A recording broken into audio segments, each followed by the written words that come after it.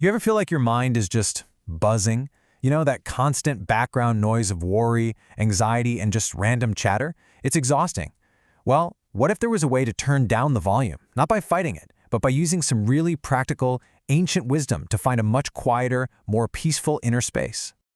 I love this way of thinking about it. It's such a game changer. The idea is that there's nothing wrong with you. Your mind isn't broken. It's just that the anxiety, the reactivity, it's like buggy old software. And you know the best thing about software, right?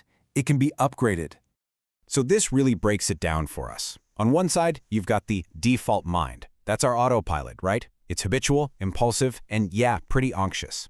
But on the other side, we have conscious awareness. Now this one isn't automatic. It's a deliberate choice to be calm, to be centered, to be at peace. And the whole goal here is to spend way less time running that old OS and way more time living in the new one.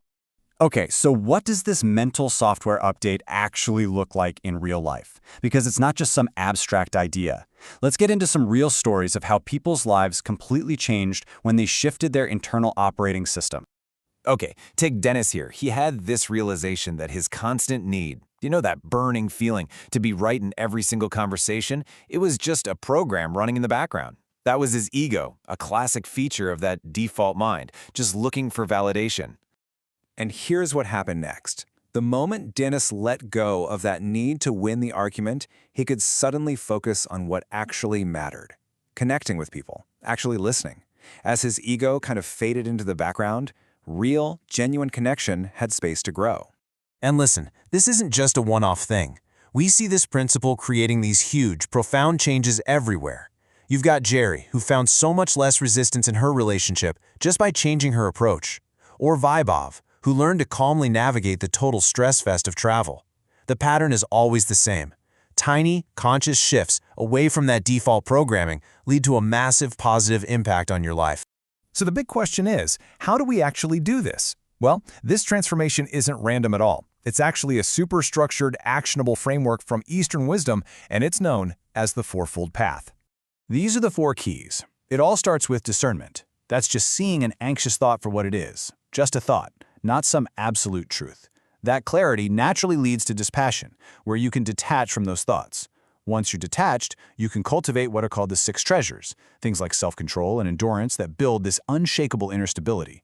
But it's that 4th key that really powers the whole engine. And that key is a concept called mumukshu. Okay, think of it like this. You know the excitement and commitment you'd have for something you deeply, truly want, like, say, a wedding you've been planning for months. It's not just a mild interest. No, it's a burning, steady desire for freedom and peace. And that's why mumukshu is so critical. Because without that intense, deep longing for change, all the other practices, they just become a hobby, something you do when you feel like it. This desire is what gives you the energy to be consistent, to apply these ideas when it's really hard, and to make the transformation stick. All right, let's see how this whole framework actually gets applied in the real world, in 2 totally different places. First, in a formal, structured meditation practice. And second, in the middle of a chaotic, real-world situation, like a super stressful day at the airport. Remember Vaibhav at the airport? Instead of just letting his usual travel anxiety run the show on autopilot, he made a conscious choice. He used discernment to basically uninstall that anxiety program. He saw the anxious thoughts pop up, recognized they weren't the absolute truth, and deliberately chose a calm, conscious response instead. This quote from Vaibhav, man, it just nails the essence of this entire shift. It's all about moving from being a passive victim of your anxious thoughts to becoming the active person who chooses calm. It's a complete shift from reaction to intention. The formal meditation practice follows a really clear path too. It's like a journey to systematically quiet the mind. You start by just aligning your body, becoming aware of physical sensations. Simple enough. From there, you shift to active concentration, really focusing on the breath. And the goal is to eventually reach this state of deep absorption, a profound stillness where you're just purely aware, not reacting to every little thought that pops up. So what's the end game here? What's the ultimate goal of all this work? Well, it's not just about having a few peaceful moments when you meditate. The real aim is to fundamentally change your entire state of being, and eventually to become your own guide, your own teacher. This is where the rubber meets the road. The real work happens off the cushion. The true objective is to take that calm, non-reactive awareness you find in meditation and bring it into every single moment, every conversation, every traffic jam, every challenge, every single day.